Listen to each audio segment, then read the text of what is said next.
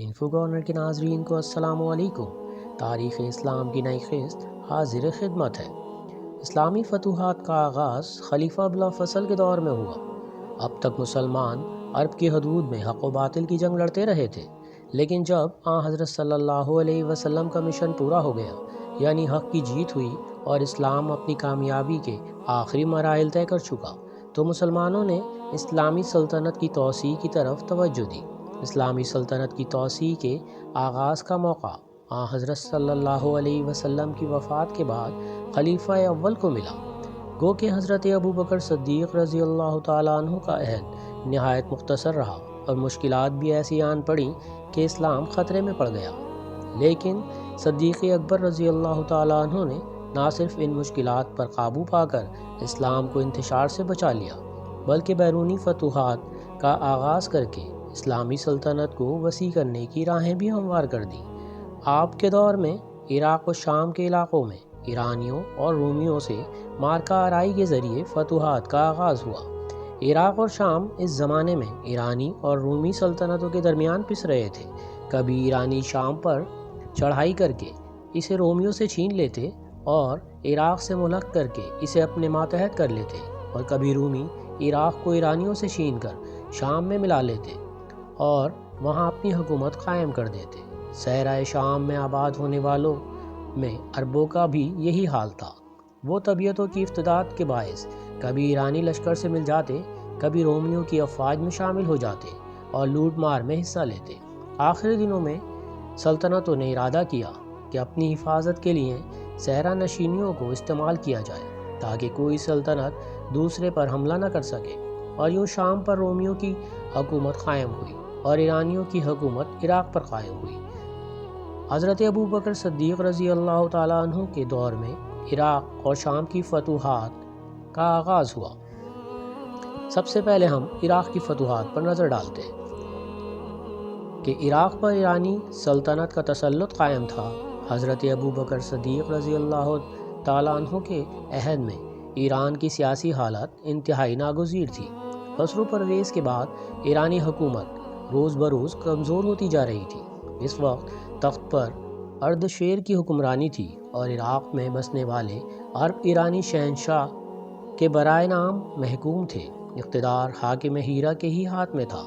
غرض ایران کی گزشتہ عظمت و شان برباد ہو چکی تھی، اور اس برباد حالت سے ان عرب قبائل نے فائدہ اٹھانے کی کوشش کی جو ایران کے پڑوسی تھے اور ہمیشہ سے ان کے مظالم برداشت کرتے آئے تھے۔ ان عرب قبائل کے دوسرے سردار مثنیٰ بن حارثہ شیبانی اور سوید اجلی تھے۔ اپنی اپنی جماعت لے کر میدان میں نکل آئے اور ہیرا اور راحلہ کے مقام پر مقابلہ کیا، لیکن کامیابی نہ ہو سکی۔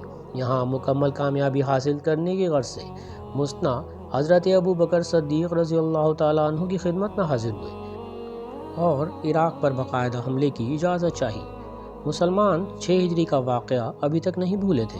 حضرت صلی اللہ علیہ وسلم کے اسلام کے دعوتی خط کی شہنشاہ ایران نے جو بے حرمتی کی تھی، اس لیے حضرت ابوبکر صدیق رضی اللہ تعالیٰ عنہ کا خیال تھا کہ ایران کو جب بھی موقع ملا وہ اسلامی سلطنت پر حملہ کریں گے۔ مثنیٰ کے آنے پر آپ نے اسے عراق پر حملے کی اجازت دے دی اور مثنیٰ عراق کی جانب روانہ ہوئے۔ اس عرصے میں خالد بن ولید رضی اللہ تعالیٰ عنہ ادیان نبوت کا اتصال کر کے فارغ ہو چکے تھے، اس لیے حضرت ابوبکر صدیق رضی اللہ تعالیٰ عنہ نے عراق کی مہم کی اہمیت کو سمجھتے ہوئے خالد بن ولید رضی اللہ تعالیٰ عنہ کو مثنیٰ کی مدد کے لیے عراق روانہ کر دیا۔ خالد بن ولید رضی اللہ تعالیٰ عنہ مثنیٰ کی عراق روانگی سے عراق کی فتوحات کا آغاز ہوا۔ عراق کی فتوحات میں پہلا مقابلہ ایرانی حاکم ہرمز سے ہوا۔ خالد بن ولید رضی اللہ تعالیٰ عنہ کے ہمراہ 10,000 کی فوج تھی اور مثنیٰ بن حارثہ کے پاس 8,000 کی تعداد تھی، یعنی کل لشکر 18,000 کی تعداد پر مشتمل تھا۔ خالد بن ولید رضی اللہ تعالیٰ عنہ نے کل لشکر کو 3 حصوں میں تقسیم کیا اور تینوں کو مختلف راستوں سے روانہ کیا۔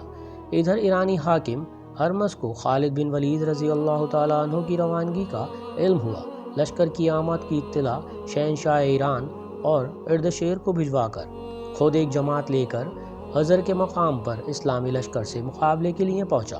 اس عرصے میں 3 مختلف راستوں سے روانہ ہونے والا اسلامی لشکر، جن کے پاس ایک حصے کی قیادت مثنیٰ، دوسرے کی عری بن حاتم اور تیسرے کی خالد بن ولید رضی اللہ تعالیٰ عنہ کر رہے تھے، خضر تک پہنچ گیا۔ یہاں آمد سے قبل خالد بن ولید رضی اللہ تعالیٰ عنہ نے کہا کہ حاکم ہرمز کو اسلام کی دعوت بھی دی تھی۔ خالد بن ولید نے لکھا کہ تم اسلام نے لے آؤ اور امن سے رہو، اگر یہ بات منظور نہیں تو ذمہ بن کر ہماری سلطنت میں شامل ہو اور جزیہ دینا قبول کر لو۔ اگر یہ پیشکش بھی تمہیں منظور نہیں تو بعد میں پچھتانے سے کوئی فائدہ نہیں، کیونکہ تمہیں ایک ایسی قوم سے مقابلہ کرنا ہے جو موت کی اتنی ہی آرزومند ہے جتنی تم زندگی کی خواہش رکھتے ہو۔ اسلامی لشکر جزیر کے مقام پر پہنچا۔ یہاں ایرانی پہلے سے ہی مناسب مقام پر قبضہ کر چکے تھے۔ خالد رضی اللہ تعالیٰ عنہ کو اپنے لشکر کو ایسی جگہ اتارنا پڑا جہاں پانی کا نام و نشان نہ تھا، لیکن مسلمانوں کا مقصد عظیم تو دشمنوں پر فتح حاصل کرنا تھا۔ تاکہ جگہ کا انتخاب پڑاؤ ڈالنے کے بعد خالد بن ولید رضی اللہ تعالیٰ عنہ نے دشمن کو للکارا، مقابلہ ہوا۔ جلدی خالد بن ولید رضی اللہ تعالیٰ عنہ کے ہاتھوں ہرمز مارا گیا۔ اس کے مرتے ہی ایرانی فوج کی ہمت ٹوٹ گئی۔ مقابلے نے شدت اختیار کی، لیکن ایرانی فوج کی ہمت ٹوٹ چکی تھی، اس لیے ایرانی زیادہ دیر تک میدان جنگ میں مقابلہ نہ کر سکے اور انہیں میدان چھوڑتے ہی بنی۔ مسلمانوں نے دریائے فرات تک ان کا تعاقب کیا تاکہ پوری طرح ان کی ہمت ختم ہو جائے اور واپس نہ آ سکے۔ اس جنگ کو جنگ سلاسل کا نام بھی دیا جاتا ہے، کیونکہ اس میں ایرانی فوج نے اپنے آپ کو زنجیروں میں جکڑ لیا تھا تاکہ میدان جنگ سے بھاگنے کا خیال نہ کرے، لیکن وہ اپنے اس نظریے پر قائم نہ رہ سکے۔ اس جنگ کا دوسرا نام جنگ کاظمہ ہے، کیونکہ یہ کاظمہ کے قریب لڑی گئی۔ عراق کی فتوحات کا یہ پہلا معرکہ تھا جس میں مسلمانوں کو کامیابی ہوئی اور اس کے نتائج دورس ثابت ہوئے۔ اس لڑائی نے مسلمانوں کے حوصلے بلند کر دیے، کیونکہ ایرانیوں کی طاقت مسلمانوں کے سامنے ناکام ہو چکی تھی اور نہ ان کا سردار یعنی گورنر ہرمز خالد بن ولید رضی اللہ تعالیٰ عنہ کے ہاتھوں مارا گیا تھا، جو ان کی آئندہ کامیابیوں کا پیش خیمہ ثابت ہوئی۔ اس کے علاوہ مالی لحاظ سے بھی مسلمانوں کا فائدہ ہوا، کیونکہ مال غنیمت ہاتھ آیا تھا۔ معرکہ ندار۔ یہ پہلے بتایا جا چکا ہے کہ خالد بن ولید رضی اللہ تعالیٰ عنہ کا خط پا کر اور اسلامی لشکر کی روانگی کی اطلاع ملنے پر ہرمز نے اردشیر کسریٰ کو حالات سے آگاہ کر دیا تھا اور خود مقابلے کے لیے روانہ ہوا تھا۔ اردشیر کو ہرمز کا خط ملا اور اس کے لیے ضروری سے مقابلے کے لیے فوج تیار کی۔ ہرمز کی مدد کرنے کے لیے اس نے ایک فوج قاران بن قریانس کی ماتحتی میں روانہ کر دی۔ ادھر ہرمز خالد بن ولید رضی اللہ تعالیٰ عنہ سے مقابلے میں مارا جا چکا تھا اور اس کا لشکر میدان جنگ سے بھاگ چکا تھا۔ ندار کے قریب ہرمز کا شکست خوردہ لشکر اور قارن کی ماتحتی میں روانہ ہونے والا وہ لشکر جسے اردشیر نے روانہ کیا تھا آپس میں ملے۔ قارن نے اس لشکر کو بھی اپنے ساتھ شامل کر لیا اور مقابلے کے لیے روانہ ہوا اور ندار کے مقام پر پڑاؤ ڈالا۔ ندار ایک ندی کے کنارے سے واقع ہے جو دجلہ فرات کو آپس میں ملاتی ہے۔